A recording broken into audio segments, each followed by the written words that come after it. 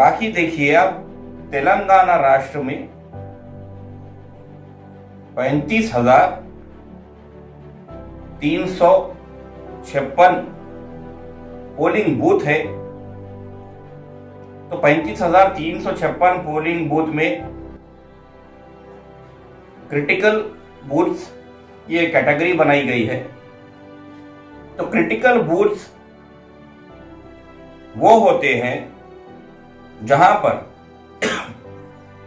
90% polling हुई हो, 90% अगर कोई पोलिंग बूथ पर पोलिंग हुई हो।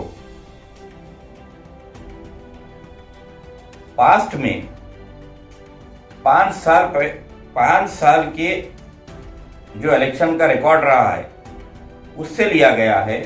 तो 90% अगर कोई पोलिंग बूथ पर पोलिंग हुई है तो उसको नजर में रखा गया है वैसे बूथ को। अगर किसी कैंडिडेट के फेवर में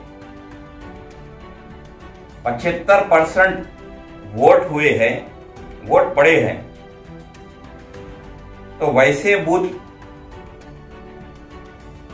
को क्रिटिकल माना गया है जहां पर किसी एक कैंडिडेट को 75% वोट पड़ा है। और वैसे बूथ जहां पर सिर्फ 10% पोलिंग हुई है वैसे बूथ को क्रिटिकल माना गया है। हैदराबाद में 31% बूथ को क्रिटिकल माना गया है, 31%।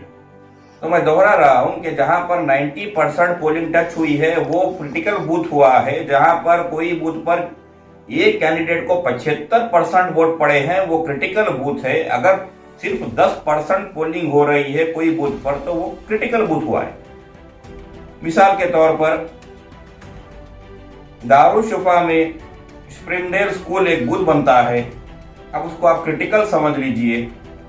दूरुशेवर हॉस्पिटल के बाजू गली में शाहकार कॉलेज पर एक बूथ बनता है तो उसको क्रिटिकल समझ लीजिए।